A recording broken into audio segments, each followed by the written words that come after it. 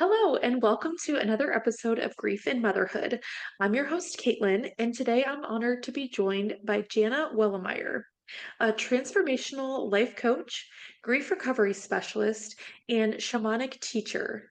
Janna has dedicated her life to guiding others through the healing journey after loss. I am so glad to have you here, Janna. Welcome to Grief and Motherhood.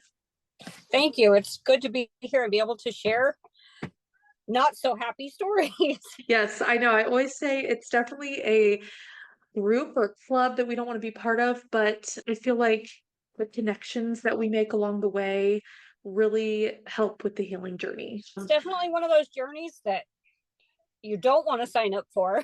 Yes, But exactly. I would have to agree that the friendships and the people I've met through it are the lifelong style because they know what you feel. Absolutely. I agree with you 100%. So, yeah, let's just go ahead and dive in. I would love to have you share your story and what has led you to where you're at now. My story has been a struggle all of my adulthood, really, in infertility, but not really being labeled that way. I started off my very first pregnancy, super excited, get to go in and see the baby up on the ultrasound. And the doctor told me, don't worry if anything's wrong or anything, they'll come out and get me, but the tech will be here. They'll just ask some questions, do some measurements, and I'm sure things will be fine. And sitting there waiting, asking questions, and then the tech gets up and leaves, and it's okay. What's wrong? You told me something to be wrong. And then, of course, here comes the doctor back and asking the same questions over and over and not even really filling me in on what's going on. And just, I'm sorry, but you had a miscarriage. Here's a pamphlet. Call me and let me know what you want to do. Wow. And it was devastating. Again, as my first pregnancy, that's not what you expect. And then with doctors and stuff that we're supposed to be able to trust, especially with this new experience coming into motherhood, to be just handed a pamphlet and said, call me when you know what you want to do. I didn't know what to do, how to move forward.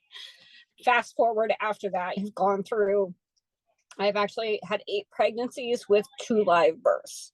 Wow. So I had many miscarriages, and then I also had a stillborn. And my stillborn was the one that really stuck with me the hardest. From day one, I knew they had me as a high-risk pregnancy, but it seemed like it was a fight to get that title. Even after having so many losses prior to it, they still didn't want to give me that, hey, you need extra care. So I fought and fought to get that. And then anytime something happened, you reach out to them and they made me feel that I was making things up, that I didn't know my body. And I felt myself losing that natural instinct, that mother intuition that we're born with. I felt myself losing it with everything that happened. Them telling me that I was making stuff up, that I was seeing things, I was hearing, I was fine, it's okay. But I knew all along it wasn't. There was multiple times, like I went in, I had bleeding, and it's okay, it's normal to have bleeding. No, really, it's not, especially if I've never had that in any of my pregnancies. It's kind of a little weird for me. But they didn't even really do a whole lot of checking to see what it could be. I remember another time going in with low heart rate. Oh no, he's probably just sleeping, it's fine. I'm high risk, can we investigate this?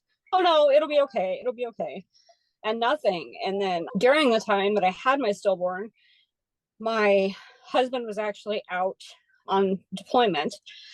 And so I was back in South Dakota, closer to my mom and dad, so that I'd have somebody to help with my older son. And I just had a feeling that it was time. I was supposed to be having my baby because I had my other son at 37 weeks, full term. Yeah. But it was that time, and I just knew it was time. And finally thought enough to get the doctor to send me to my delivery OB. Got scheduled that day. It was a Friday, actually. So I went up there and met with him for the very first time. I was anxious, of course. It's a new doctor, and here I am feeling like I'm due any day, and he's just pushing it off. Oh no, you're just worried, you're anxious, you're ready for this to be over with. And just blew me through the office and said, well, if you're really worried about this, we'll reschedule you for Monday. and you can come in Monday and we'll show you it's all fine. And so we did. I made it through the weekend. At the time, I was actually working as a CNA, and Saturday I had gone to work and I felt horrible all day long, sweaty and just couldn't move. I was just horrible feeling. And that's when we figure I must have lost him. Mm. And Sunday was Mother's Day. Oh. So I had Sunday off. I was excited. Here I was going to be whelping a new kid. Yeah. So Monday I went into the doctor as expected, got up there, and you made it through the weekend, so everything's okay. But then he's looking around trying to find a heartbeat and trying to reassure me. And he keeps hunting and hunting. It doesn't say anything. He's, you're not going to believe this, but I can't find a heartbeat. And I was so stunned, I couldn't really respond. Yeah. Finally, he responded to me and said, how are you able to be so calm? And I was like, dude, if you knew my life right now, you wouldn't be surprised either. I was like, it's been a mess. So I had to call my mom and dad because my doctor was about an hour and a half away. So I had to call them and ask them to come up and pick up my son. Of course, calling them, they're like, oh, how's the baby? Everything. And so trying to explain that over the phone. Sure. Just, guys, come get Jackson, take him home so that he can have some normalcy. I have to go deliver. Yeah. Walking into that ER by yourself, longest walk of my life. Yeah.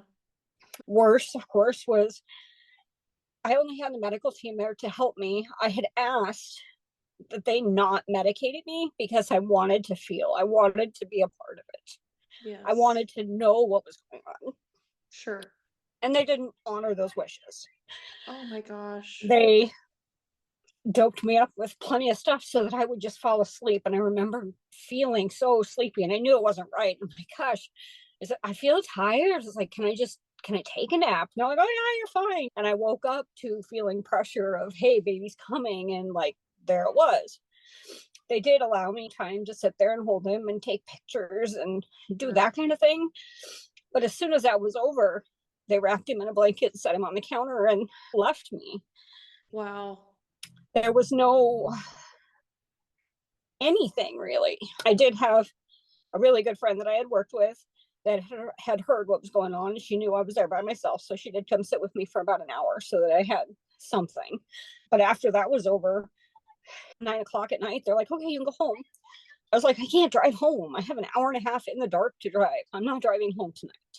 Yeah. So I think that kind of upset them that I asked to stay, but they did allow me to stay. But I didn't see anybody all night long. The holes in how we care for things like that just appall me. Okay, let's put a symbol over your door that says you had a stillborn, but let's leave you completely alone. It's the worst time to be alone. Absolutely. And then after, like I said, staying the night, longest night ever, because I couldn't sleep. I was just miserable. I left in the morning and drove home. They didn't stock me up on postpartum care supplies or anything. So I had to stop at Walmart to get stuff before I could go home. And it was just like that. I had lost complete faith in everything with the medical field. Yeah. Then after being home for just a couple of days, Human Resources Department from work reached out and wanted to know when I was coming back to work already. And I lost it. I was like, okay, I've never felt so much like a number in my life. Wow. I told him I will be taking my full 6 weeks. I did give birth just like anybody else. Yes. I didn't end up going back to work. I couldn't. I was like, after that, I couldn't see facing the people that saw me as just that number. Sure. But after that, just being home by myself with my older son, trying to navigate life, he became my sole focus because I didn't know how to focus on anything else. Yeah. I thought there was something wrong with me. Most people, you'll get over it. It just takes time. Just keep moving forward, get stuff, keep yourself busy, keep your mind off of it. Like nothing worked. And I felt horrible, but I finally got to the point where I asked, I need to go find a doctor and just go in and talk to a doctor and say, hey, I need something. I'm feeling so anxious, constantly feeling my heartbeat and just so many racing thoughts. I couldn't control anything and I felt horrible, but I did finally find a doctor and talk to her, and she cried when I told her everything that had happened, and I felt Oh, horrible. And she's, "Oh my gosh, I'm so sorry. This is so unprofessional." And it's like, yes. honestly, I'm glad you are. It's like, this shows me that you're human. This shows me that I'm Yes. not a mess. So she did help me get on some medications to kind of help ease it for a little while, but I didn't want to be Hmm. dependent on medications either. After that, we decided that we found out through a lot of blood testing and everything that it wasn't anything wrong with me, because that was another one that I had fought, was you could die the next time you try to have another kid. And so people had those scare tactics in to make me afraid to even try anymore. We did try again. We did have a couple miscarriages, found out things like low progesterone and stuff might have been a part of it. And then we were able to have my youngest son now, Jeffrey. But with him, because I had never really dealt with the issues postpartum, I just knew there had to be something wrong with him. My whole pregnancy, there was nothing to look forward to, because there was no, oh, just make it to 3 months and then you're out of the miscarriage scare or any of that, because we went full term and lost one. Sure. So by the time his due date was rolled around, they had me in the doctor's office a couple times a week just to keep me monitored and stuff. But it was so stressful after giving birth to him. Then it was, now what? Because Hmm. everything in my brain with my intuition had led me to believe that I didn't know what I was doing, that I had done something wrong.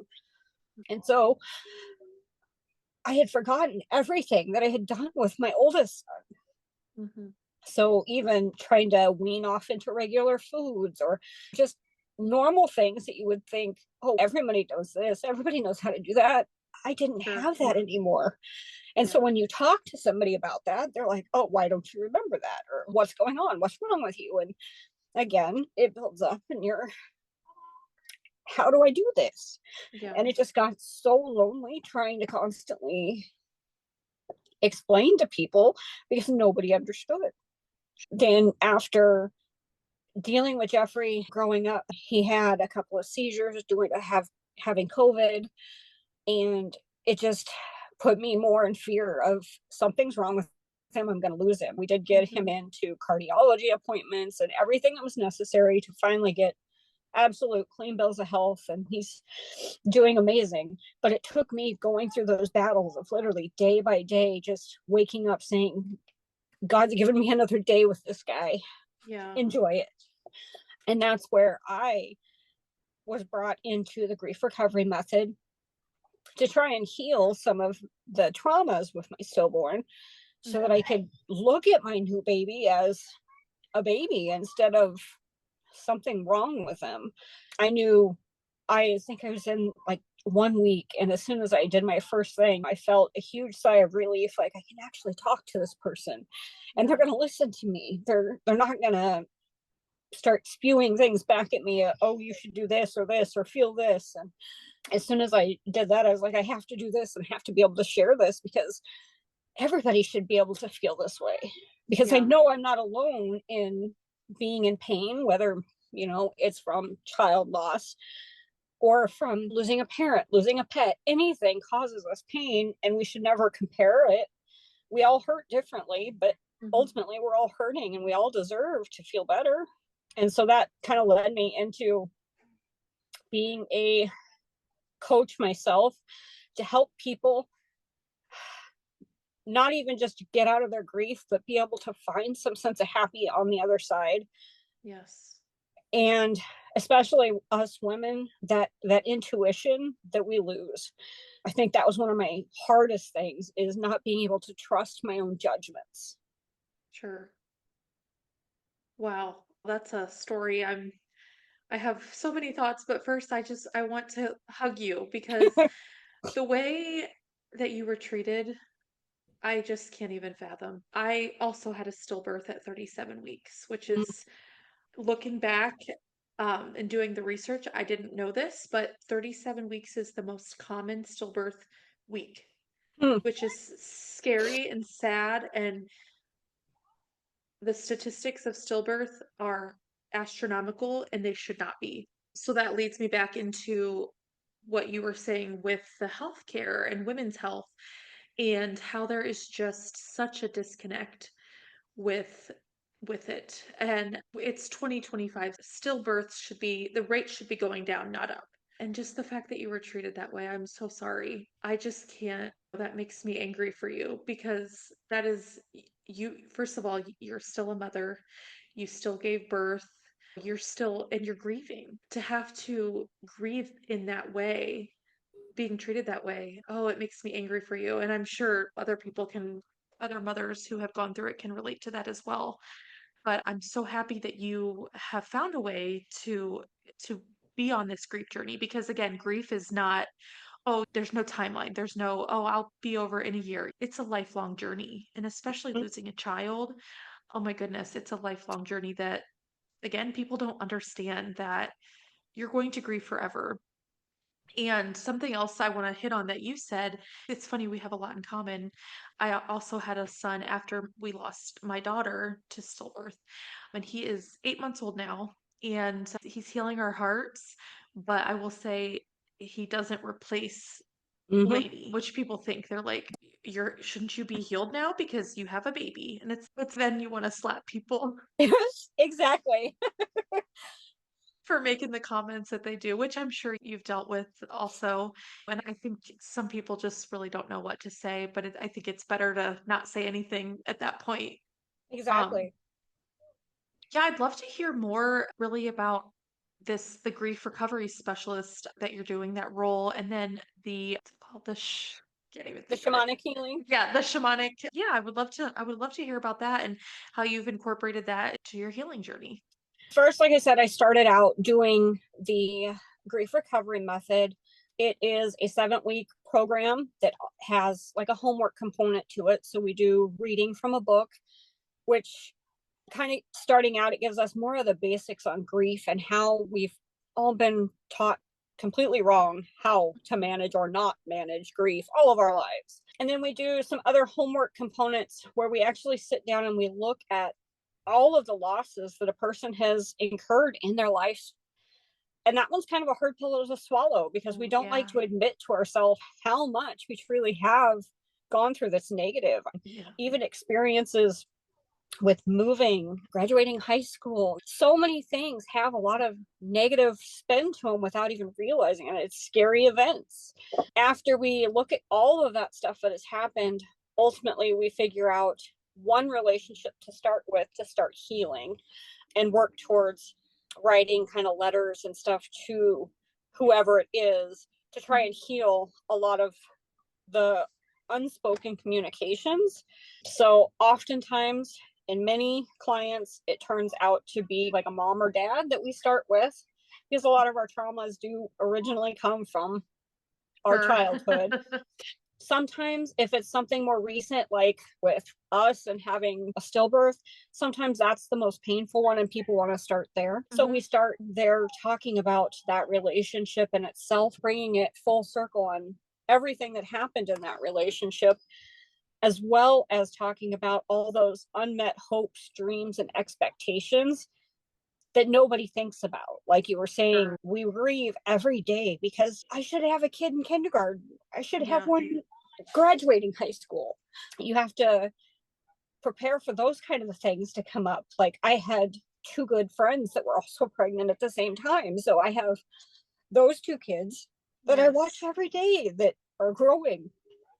Yeah. And while I love them, sometimes it's just a bitter reminder of what's not Sure. there. Yeah, that's hard. And then after I walked through the grief recovery method, like I said, it touched me so much that I became a specialist with them as well so that I could share that with others. But then I love the method and what it offers, but I still felt that I wasn't truly myself yet, that something was still missing. And that's when I started looking for more natural things to bring me back to the basics of life, the things that we've all gotten away from, especially in adulthood, just sitting outside listening to birds. Yeah. Our brain naturally listens for those bird sounds, especially as healers and in healing, because that sound of a bird chirping tells us it's a safe environment. Oh, I love that. And so Yes. being able to just sit outside and listen to the birds or watch the birds, sit and watch the night sky and be able to pick out constellations.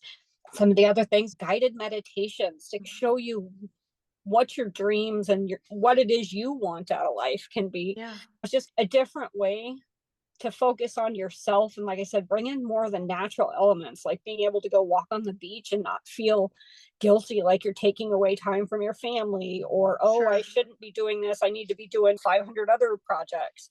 It's been very comforting and helpful to just be able to put away electronics, honestly, and spend time in Yeah. nature. Yeah, I love that so much. That's great. Yeah, I love that you are finding an outlet because I do feel as mothers, as we're on a grief journey, we need that. We really need a way to heal. For me, it's my podcast, connecting with moms like you, sharing my story, hearing other stories, like what you had said before, just knowing that I'm not alone, knowing that I can, if I can share my story and just help even one person to feel better and to know that we're in this together. Again, it's a lifelong journey, not one we would have ever chosen, but the friendships, like you said, are lifetimers. Wow, yeah, that's your story is very impactful. So thank you for sharing all of that with me. How do you feel like your motherhood journey, I should say, changed after your stillbirth? I guess I became more fearful of Mm, everything. Um, sure. More cautious with the kids, so worried that something could happen to them and I could lose them. Yes. On the other sense, I would also say that motherhood was one of the things that I wanted most. Mm, And then it changed to I was afraid of it and I wasn't sure I wanted that anymore. Because I didn't, like I said, losing that intuition and that feeling that I could do it made me feel that I wasn't able to do it. And not having a good support system and really many people around to help with things, doing it all on my own, it just at times got overwhelming. And it was like, I don't know if I can do this, but I had to. sure. I have kids and I love my kids to death. I wouldn't change it for the world, but it really Yeah, did make me question, is this right for me anymore? sure. No, I completely understand that. The whole fearful thing is, oh my goodness. I feel like that's going to be forever. Yep. I'm a helicopter mom anyway. I am so afraid of just little things that probably most mothers aren't. Once you lose a baby and your whole world is shattered, it's like you just are so fearful of losing your others and just Yeah. anything happening. Like really postpartum for me was hard because I was constantly thinking, oh my gosh, what if this happens? What if this happens? Which is all those you try to I know it's called something, but I don't can't think of what it is, but it's that where you just think of like negative scenarios in your head Yeah. constantly and you don't want to, but it's just it overtakes your brain. It Yep. overtakes your mind like is something bad going to happen? You're just kind of waiting for it. But I've learned to really try to let go of that and try to just be more positive and just really appreciate them each day I have them, like you said. Yeah, it's really hard to actually rewire that in your brain because it It does is. completely take over. I remember literally day at a time, whether it was sitting down journaling, reading, listening to something podcast or a book or something just to keep my mind off of all the little things that kept coming up. It was Yes. so crazy. And people again, oh no, you're fine. It's That's just normal. No, it really No, isn't, to be it's so overwhelmed with right. fear. No, it's not. And it's not what something that we want. It's not like we're doing it just to do it. It's like we've been through something traumatic. Exactly. On your journey, for mothers who might be new to grief, what initial steps would you recommend if they wanted to join the grief recovery method? My biggest thing is if you truly feel that you need something else to help you get out of where you're feeling stuck, that's your sign to Mm-hmm. find the help. whether it's myself that resonates with you or any number of coaches you can Google. And there's so many of us out there trying to help others heal. Sure. Just find one that kind of resonates with you. All of us are more than willing to help you. So Yeah. I know personally that has been my goal. It's, while yes, it's a business for me, ultimately it's more about healing and helping people than it is about money, because I want people to feel valued. Yeah, absolutely. I love that. I do think a lot of my listeners are lost moms, so I think that they'll understand that, and I encourage them to reach out, and it never hurts to talk to somebody. I know a lot of times that's like a taboo thing, but I think it's great. I think it's very helpful. For me, I like talking, obviously, but I also like listening. So having that both sides of that, I think that really helps But that's with the one thing healing I try journey. to do in the grief recovery. Like I said, it's 7 week program, but I have Hmm. some of them that have been through a lot of trauma. Like I have one client that lost a parent, a mom at a young age. Like she Mm. passed away in her home and she was the Oh, only caregiver. And so she's really struggled, and trying to give her the baby steps even to move forward. Sometimes it's literally just one little handhold this week. yeah. I have got her now. God, I think we've been working together for probably 3 months, and we're Wow. still only on about step 4. But it's Sure. because I want her to know that she's supported, even in those hard times when she wants to shut me out.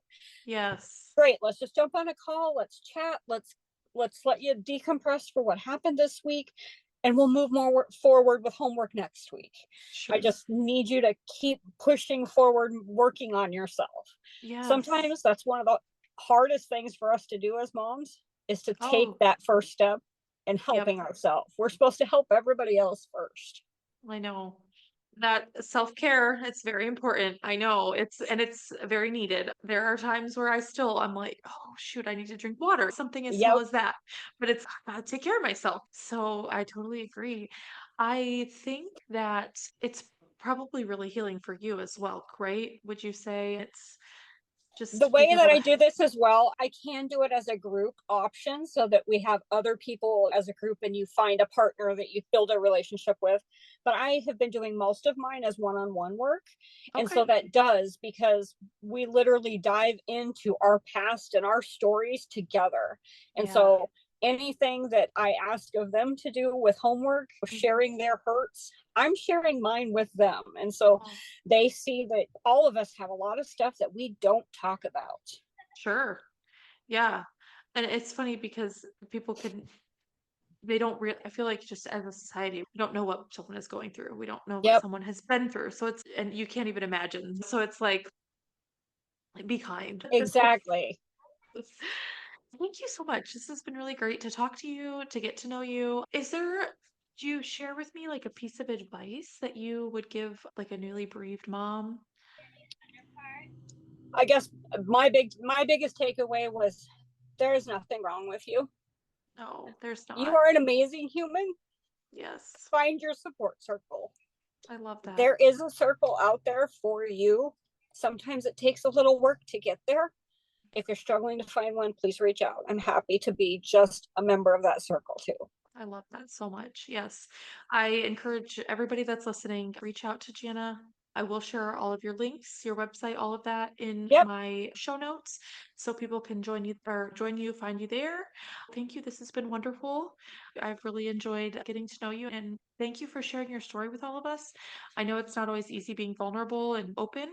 So I'm really glad that you were able to join me today. I'm grateful you let me come on the show, and we Yeah. all need to learn to open up and share these stories. Yes, I do think that's a really big part of healing, just being able to talk about it. Thank you to my listeners for joining me today in another episode of Grief and Motherhood. If today's episode resonated with you, please consider subscribing and sharing with others who might benefit from this episode. And please, if you feel inclined, reach out to Jana. Until next time, please be gentle with yourself.